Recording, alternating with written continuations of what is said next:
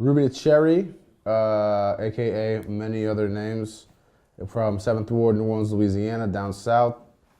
This is my cousin and my partner, my lifelong blood brother. 6 Law, aka Scram, Northside Shorty, and a bunch of other names I don't remember because I'm high as fuck right now. He had a holiday yesterday.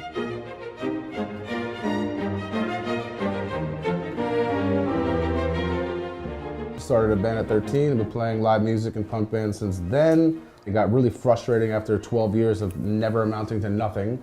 So I called my cousin up and I was like, let's make rap music. I started out DJing, then I went to hosting like mixtapes, like DJ drama type shit. I had like drops and shit like that. Went from that, I used to be obsessed with T-Pain. So long story short, I found out he made a couple songs like I'm in Love with a Stripper on GarageBand on his Mac. And I was like a fucking big pill dealer at the time. So I left instantly, went bought a Mac and started making beats at 19 years old. Shitty as fuck. And then low key, I've actually never told anybody this, but I started getting, I mean, I don't make beats for the group, but I started producing through him. Because I saw him doing it and I was like, dude, how do you do this? And he showed me and I was like, oh shit, it's lit, like I got this.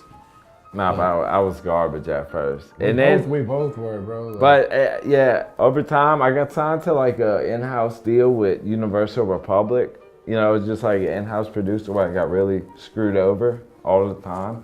Just being young and signing something.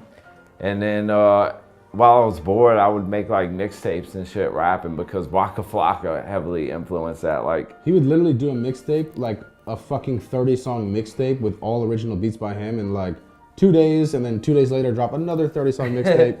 And I called him like, whoa, whoa, whoa, slow down, bro. All this shit is fire and nobody knows it exists. I was like, let's make some videos, let's drop some singles. That's right, and I was like, shut the fuck up.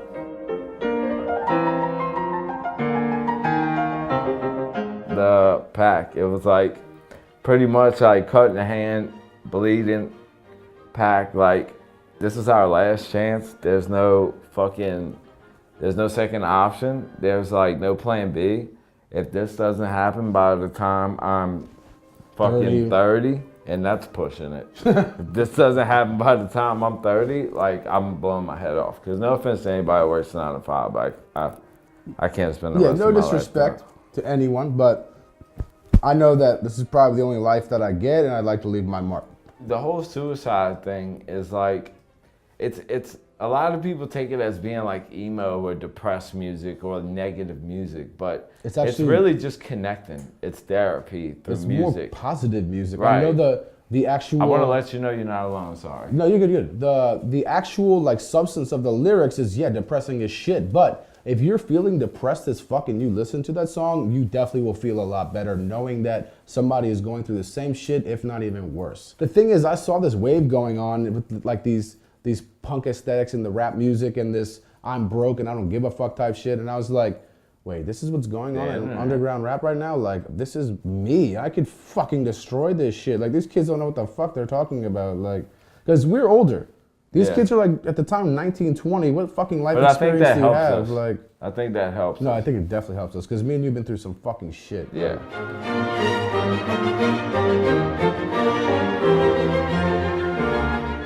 We honestly came from kind of like rough childhoods. Our family's got a lot of drama that comes with it. And being raised as a kid, seeing, your people constantly fighting and some, I mean, I'm not gonna go into details, but other fucked up shit, like, it has a toll on you when you're 10 years old. And I know with him, it was probably twice as bad as it was with me.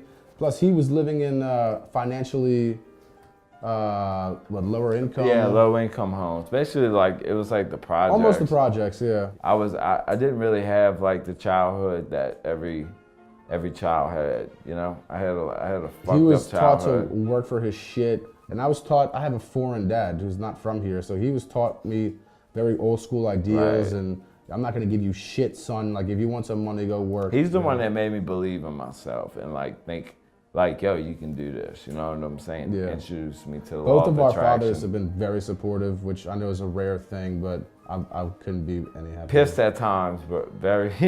I'm talking about the times I was like a 25-year-old junkie on his couch. Oh, yeah, that's He's like, you're running my fucking electricity bill up in that studio. Yeah, I had gotten arrested twice when I was 19, and my dad was like, you're gonna come work at the restaurant. I was like, fuck.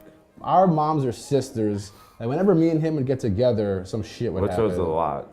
Some shit would happen, like just stupid kid shit, or like burning down some shit, like breaking some shit, like getting in fights, whatever.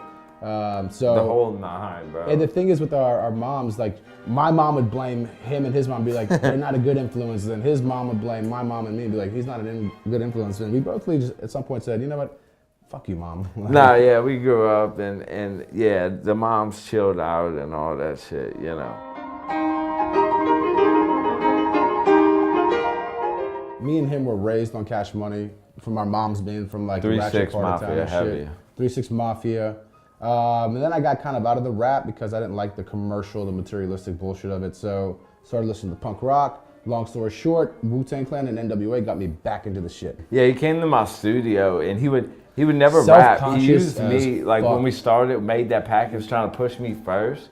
Then he came in the studio and started working on his shit and like rapped this fucking 3-hook, 3-verse. Like the verses must have been like 32 bars. Yeah, bro. Like a that he had song, recited like over and over for 5 years. But he was so self-conscious to let anything out. And I just like stopped the shit, turned around and looked at him and was like, what in the fuck? Why am I rapping? You know what I'm saying?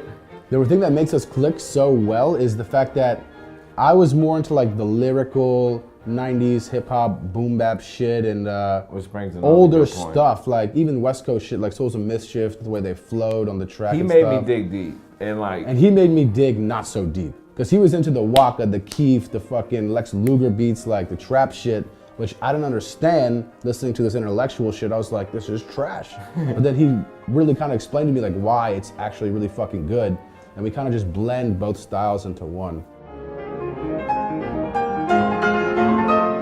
I seen this start to increase with our first couple mixtapes, Gray and Seven Saint Tammany, Young Death Little Life. We were getting some recognition finally. Yeah, but then when Southside Suicide dropped, it was like, whoa, I had never seen anything like that. And the thing is, it was perfect timing because we did Southside Suicide before we had done our 2 or 3 biggest mixtapes. And when we did Southside Suicide, I had gotten dumped by my girlfriend of 5 years. So from that point on, the recording process, he was working on getting sober, battling his demons. I was battling like the emptiness inside of me. So I told him like, yo, let's write from the heart. Let's write what we're going through. And the last 3 mixtapes after that was just so like powerful, like what we were saying. And really, so everything vulnerable, like what we were saying about ourselves, which is rare in rap. I think that's where we found our niche, right there. Yeah, we kind of be like, oh, this is what rap is. Well, fuck this. We're gonna go over fuck this the cars, direction. fuck the diamonds. We don't care about the materialism. We don't care about all that bullshit. And now because of that, we feel like we have a whole family. Like when you mentioned G59, I mean, look, the people that pay to come see me.